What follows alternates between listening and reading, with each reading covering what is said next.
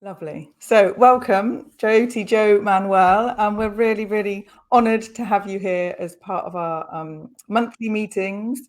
We have special guests and you are completely special to me, and I know that you will be to everyone else here. So hi, yeah, welcome. Thank you. Just so everyone knows, I met Jo, I think 15 years ago now. Must be around there, Yeah, in London when Jo had the special yoga centre. So Jo, do you just want to introduce yourself? And I've given everyone a brief of who you are and what you do, but it's just always really nice to hear for those that are catching up on the catch up. Sure. So I've been around the yoga world. I mean, I stepped into my first yoga class in 1974, and kind of through a circuitous journey of, I don't know, practice and being pushed out there to teach, I found myself working with children and people actually with special needs. And it's taken me on quite a big journey, both personally as well as professionally, around, just as they do. And I opened special yoga in 2002 with a studio in London, and where Aimee and many other people found their calling and found their place, which is amazing. And we were probably one of the first studios bringing breathwork in, actually. Yeah, you are. Yeah. As well as and other things. So, and I mean, the studio was really there as a centre to support the families and children, but all sorts of amazing other things used to happen around it. So, yeah, it was completely magical, and still is evolving, isn't it? Yeah. Oh yeah, when we closed the studio, that was in, I think, 2017. I think we closed it down, and I moved out of London, and we became a kind of remote training school, really. And I'd already been traveling around the world offering, practices in varying different parts of this beautiful planet that we live on, and that just continued, really. And then when COVID hit, we went online like everybody else. Yeah. It had its one advantage.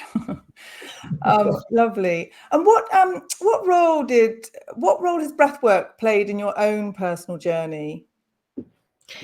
Well, I've always been intrigued by pranayama, which is what they, to some degree, is called it in the yoga world.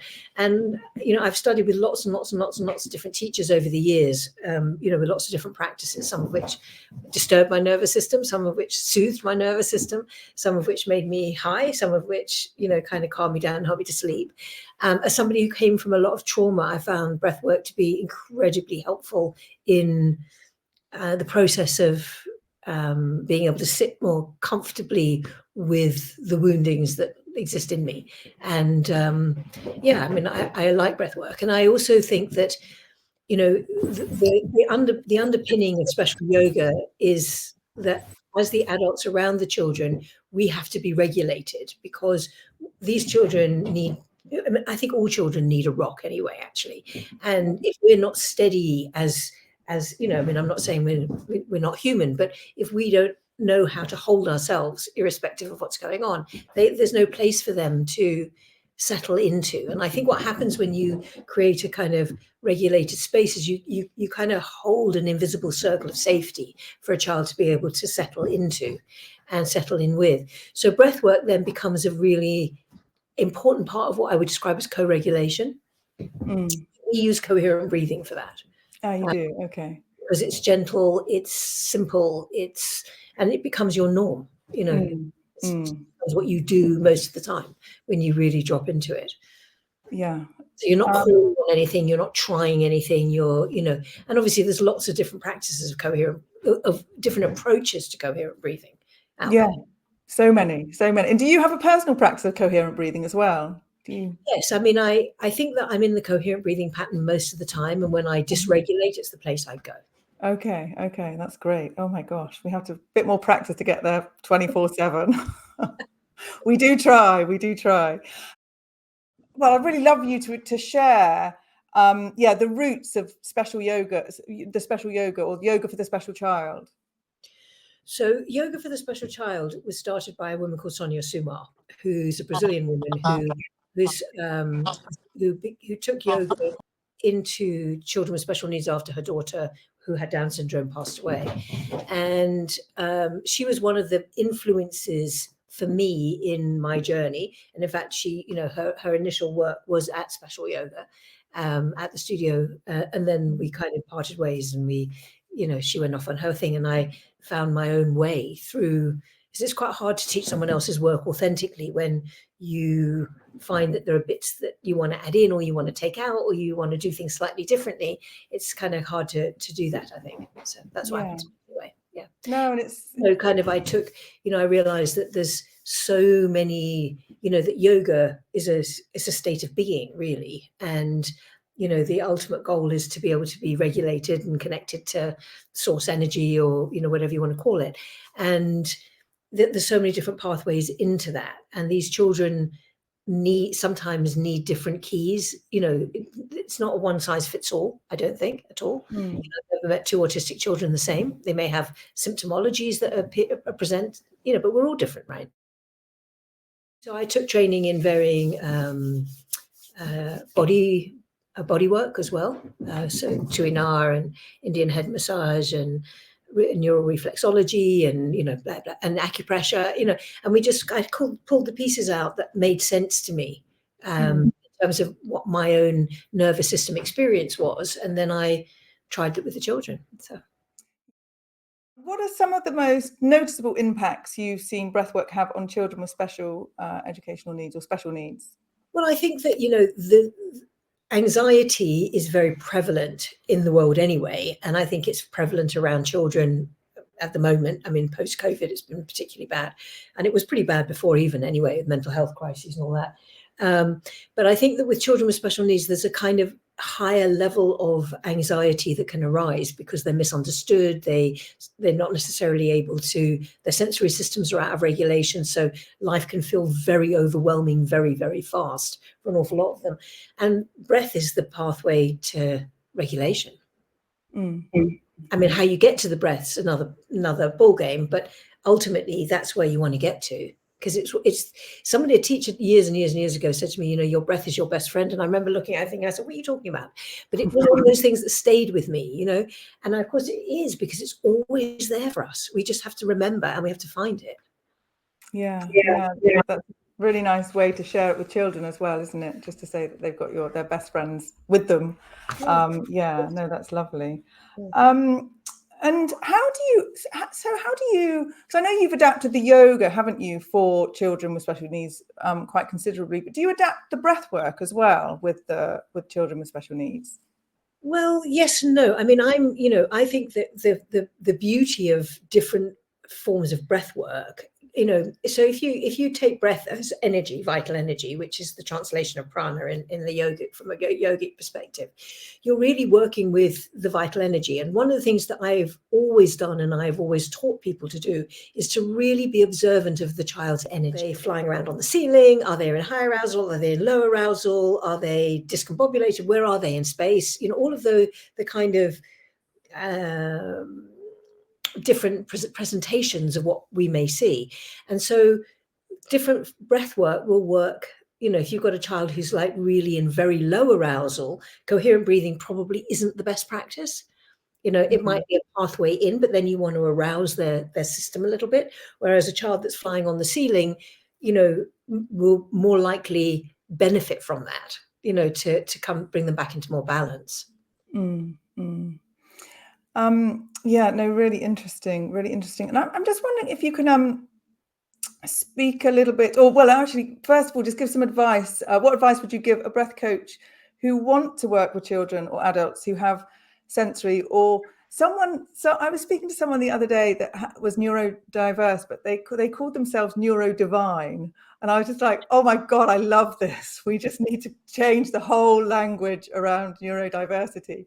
But yeah, I was just wondering what advice you would give breath coaches. Well, I think that first of all, you've really got to notice where you are, because these kids are super sensitive, and if you are uncomfortable around them, you can't really work with them. If you're disturbed by their behaviors, you also can't work with them, because or not effectively anyway, because you won't be able to hold yourself as the rock to support them, as I mentioned earlier. So that's your first port of call, is where are you in this, and how do you meet these kids? And children can kick off with very challenging behaviors sometimes, especially in that world. And if we're not comfortable with rage, and we're not comfortable with anger, and we're not comfortable with all of the emotional stuff that could arise, and you're scared by, perhaps they might be a little bit violent, aggressive, perhaps aggressive is a better word, you're not going to be very effective with them. So the thing is that we have to come back to us all the time, and go, okay, so where am I? So it's a dance between me and them. And I don't teach children anything. I share practice with them, and they teach me. So, I think if we kind of come to kids not as the teacher, like I know better than you, because I don't know anything better than you. I can meet you, I can feel you, I can see you, I might know a little bit more about one thing, but that you'll know something else about something else. So, let's dance together here. And I think that because there's so much about teacher and child, out of, in my opinion, out of balance, and doesn't fully respect the child, you're not ever going to get the best out of the child from that perspective. Yeah, that's beautiful. So how we come in to meet them, and how we are when we come into that, and what our, the other thing that we teach in special yoga is no expectations. Let's just open the door and see what happens, because I want my practice for you to be invitational. I want you to feel comfortable with me. So I'm not going to make demands on you that you can't manage. You don't need that on yourself. They don't need it. So we just come in with an open heart, lovely intention. Let this be the best that it can be for you today. So you're already starting from a different place, aren't you? Energetically. And of course, our thoughts are energy, our speech is energy, our facial expression is energy, our hearts are energy. We're just energy, right? And so we want to we want to get our energy in a place that becomes an invitational place where the child wants to be with you and trust you and can sit with you, because that's the way, and if we come in with judgment, that's not going to work. And who are we to judge them anyway? I tell you, if we could see the world through their eyes, they would open up a whole new world for us. Yeah, well, let's hope. Yes, we hope it happens. Do you ever go in with a plan? We were talking about planning the other day. Yeah. No Just going with an intention. Only intention. Only intention. Yeah. Yeah. And I think the thing is that the more you practice, whatever it is, whether it's breath work, whether it's yoga, it doesn't matter. But if you really, really understand it in your body, it's like your body almost becomes an extension of their body. And then, you just know what to do, not because you've thought it, but because you feel it. Yeah, no. And as we know that you don't really learn to teach until you start teaching.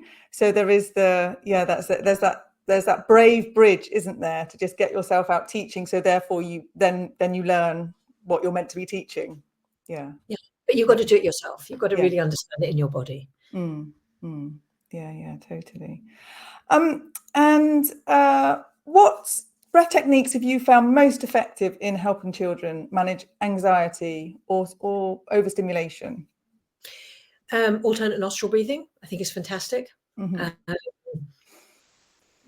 Coherent breathing, extended exhalation, where you breathe in for 4, breathe out for 6, or whatever calculation you want to do it on.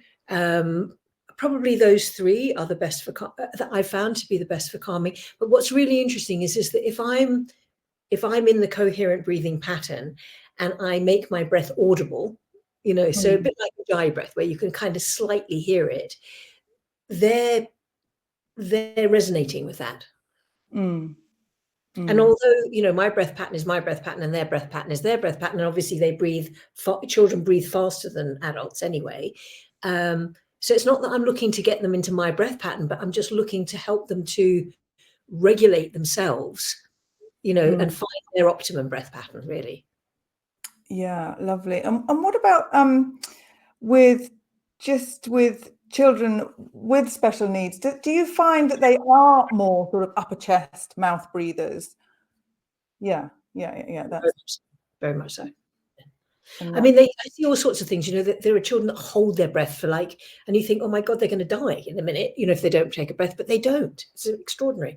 So you get the breath holders, you get the ones who are, who are just sighing all the time, just, kind of, with that mad out breath and things like that. So you see all sorts of strange patterns. And in terms of where it is in the physical body, it's usually quite high. And oftentimes they're reverse breathing as well. Yeah. And that needs to be changed. Yes, yeah. And how do you are there any go-to physical yoga postures that you use to help children come into that nice belly breath? Are there any simple moves that you think? Well, I know every child is different, and it's impossible to say yes, this works for everyone. But I'm just wondering if there's some little go-tos that help them understand where they should be breathing. Well, I think the first thing you need to do is to open up the body.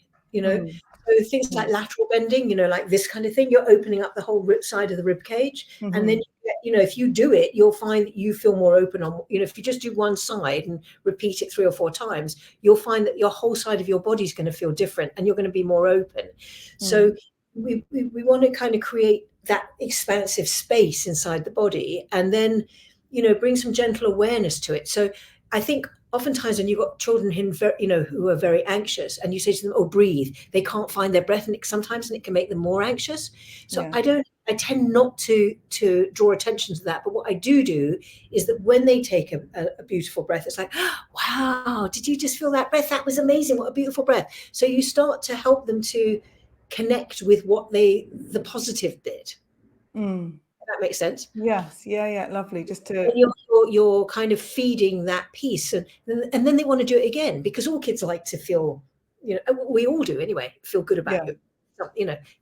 Somebody says something good about you've done, you want to do more of it, right? It's definitely the same thing. Yeah, no, rewarding what you see, rewarding them for what you've seen, and then repeat that's really lovely. That's really powerful.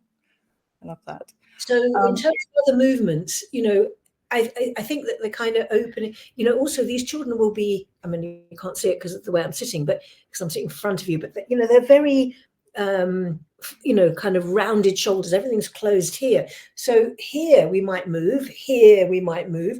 We do coherent breathing with a lot of movement with kids, which is this, and again, it's, you can, the home ball, which I know you use anyway, you're opening it all up, aren't you? Yeah, no, definitely. And the coherent breathing is, we use it as part of our training as well to help ourselves regulate too, and then pass on to the children with different ratios, of course. But yeah, no, it's lovely to do with sound as well. So we always think we're going through the other thing is we do a lot of So because when you hum, you're going straight back into the vagus nerve, because you're creating the vibration in the back of the neck. So that's really helpful. When I was during COVID, there was a period of time during COVID where I seemed to got bombarded with parents saying, "My kid's not sleeping. They've got ADHD."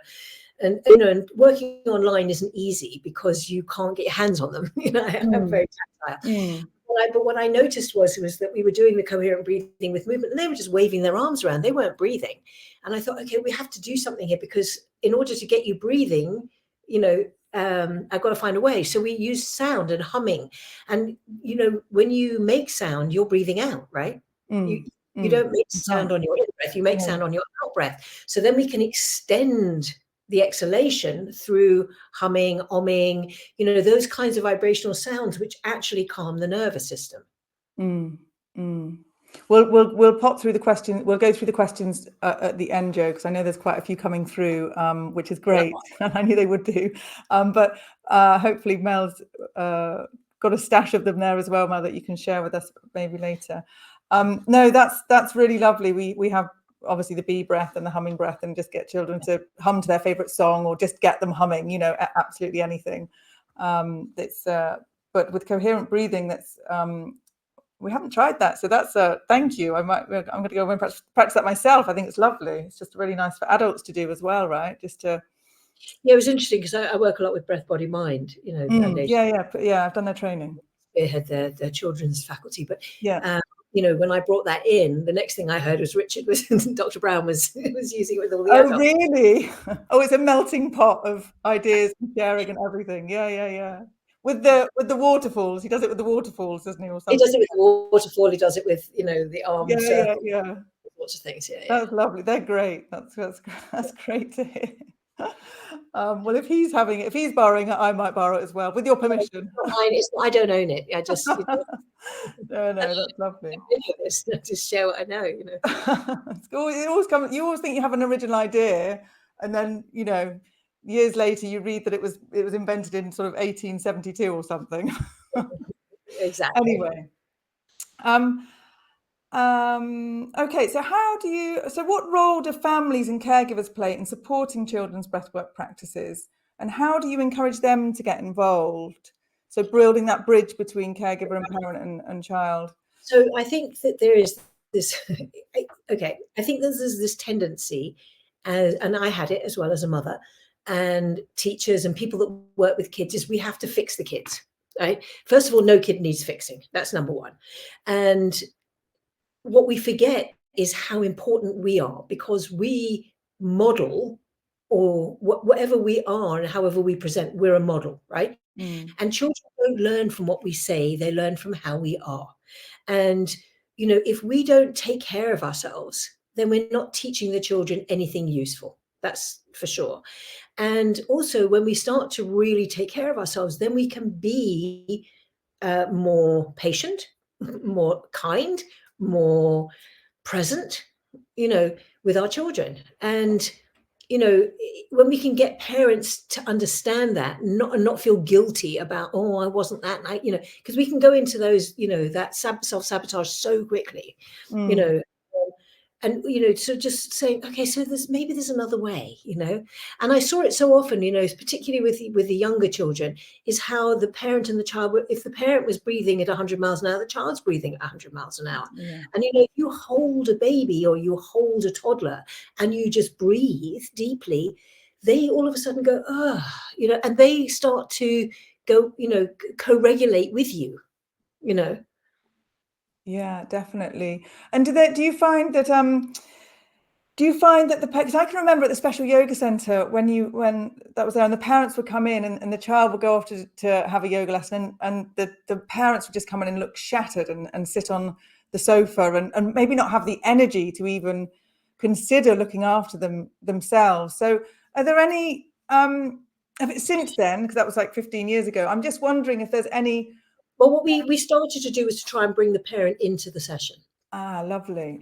Yeah. And, that was always going to depend on how the parent was going to react, because sometimes the parents were yelling at the kids, sometimes the kids behave worse because the parent's there, sometimes, all sorts of different things happen, they're bribing the child to behave well or whatever. And, we don't want any of that stuff going on. But, so when I had the children, it was me, I'd have the parent and the child, I would be in between them.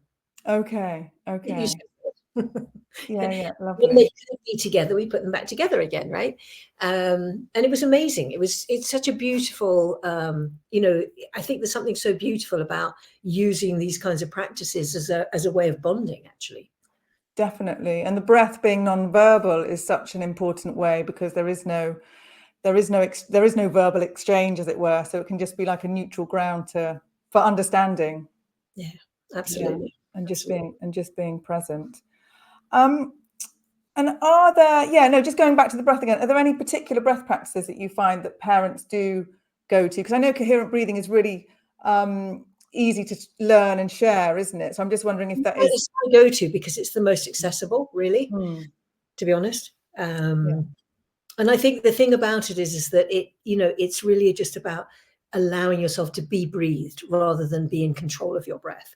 And the way that we use it, we use sound. So no one's counting. You're not having to count inside your head. None of that stuff. You're just in the flow. You're just in the flow. And different sounds, impact different people in different ways. So you find the sound that works for you. There's ones that are like waterfalls. I've got one that's like the ocean, the waves. It's just a wave and another wave.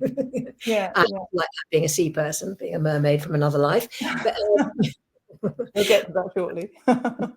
But, you know, there's also ones where you have a high tone and a low tone, so you breathe in and you breathe out, and there's ones with tones of the same thing, and there's flutes and there's trumpets and there's, you know, I mean, there's so much stuff out there now. You know. Yeah, no, it's great. That's why, yeah, technology is great for accessing all of these wonderful different breath practices. Yeah. And so, how do you envision the future of breathwork within the special needs community? Well, I'd like to see all the caregivers taking care of themselves with breathwork. Yeah. To be honest. Yeah. With movement and breathwork, to be honest, because I think breathwork isn't always easily accessible if you need to move your body. Sometimes you have to move or shake or do something in order to be able to settle your nervous system enough to be able to just sit down and focus on your breath. Yeah, no, definitely. The body's sort of the bridge, isn't it, to the breath? And are there any emerging trends in your world that you feel that you're excited about, that we may not have heard about? Oh, I don't. You're always about 100 light years ahead of everyone else, Jo, and that's why I loved you so much. You're always just like, boom, I know what's going to happen. I know what's going on. So I know you're in the future already. Well, there's a part of me that always is, yes. I don't know the answer to that one, really. I don't know. I think that what's happening on the planet generally at the moment is that there's more light coming in. And so if we can be more present to that, we can, I don't know, connect on a different level, and you kind of see beyond the surface, and then you meet them differently. Lovely. Yeah. Really nice. And what advice is the last question before we go to the quick fire round, and then after the quick fire round we'll open up the floor, as it were. So what advice would you give to breath coaches who want to specialize in this field but might be unsure of where to start? I know we do have a few teachers that work in schools with children with special needs, but sorry. Come and train with us. And where can people find you? Specialyoga.co.uk. Lovely. Just to get to know you a little bit more. Or for people to get to know you a little bit more. So where's your favourite place on earth? The sea. Any particular sea or ocean? Turquoise Sea. Turquoise Sea. In the country. I like in England. You can find it sometimes in Cornwall. But probably, I don't know, I never go north, so I don't really know what goes on up there. But I tend to like the warmth, so I go south. Okay, lovely. And what makes you happy? The sunshine. What is your number one health tip for a vibrant life? What's my what? Your number one health tip for a vibrant life? Sing a lot and dance. Beautiful. What advice would you tell your 5-year-old self? Ooh, what advice would I tell my 5-year-old self? Just go out there and shine. Oh, and what advice would you give your 80-year-old self? Keep going, girl. Oh, we know you will. We know you will. We know you will. I love that. Oh, Jo, honestly, just from me, there was some golden nuggets in there that I'm just thinking, oh, you are amazing, and I'm so lucky to have the opportunity to share you with everyone that's on the breath coach training for children here.